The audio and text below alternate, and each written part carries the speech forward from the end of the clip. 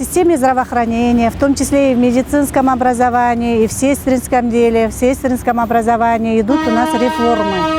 В прошлом году приказом Министерства здравоохранения нашей республики была принята программа развития сестринского дела и образования. Хотим усилить роль медицинской сестры в нашей системе здравоохранения.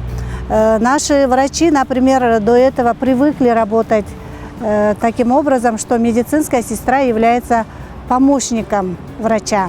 Мы хотим вообще сделать такую реформу, что они должны работать как партнеры. Будем передавать отдельные полномочия, отдельные функции врачей нашим практикующим медицинским сестрам. Сейчас в регионах, там везде рецепты не выписывают наши медицинские сестры.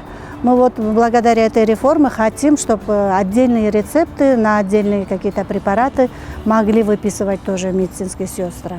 Делегирование полномочий, во-первых, облегчит работу врача, конечно, само собой. И, во-вторых, покроет обеспеченность кадров на какой-то процент именно в отдаленных регионах, где не хватает врачей, вот отдельные функции будут выполнять медицинские сестры.